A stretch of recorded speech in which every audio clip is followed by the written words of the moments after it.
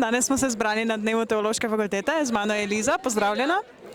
Liza, mene zanima, kako se vam zdi današnji dan? Vse je super, razen vremena. Ste že bili kdaj na dnevu Teološke? Ja, že 10 let približno hodim. Superca. Kaj pa je tako ena zadeva, ki vam je najbolj všeč na dnevu To fakultete? druženje, pa da se ljudje malo sprostijo, pa tudi da se malo pogovorijo med sabo. Superca, superca.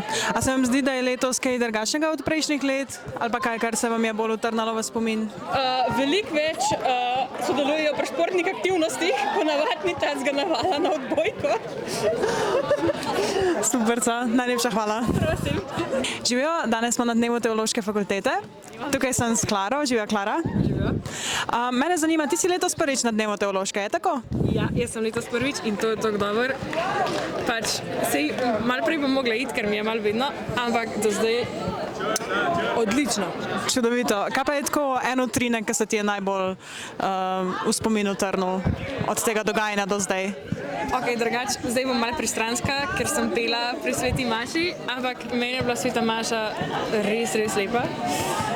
Drugač, zdaj, kasneje, pa mogoče videti profesorje tako v trenirkah in kratkih hlačah.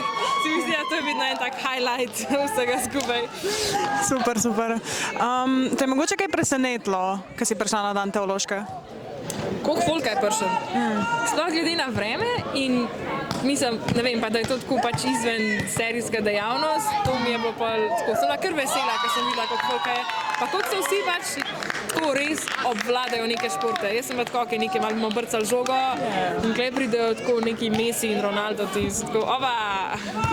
Super, hvala ti, Klara. Nikaj!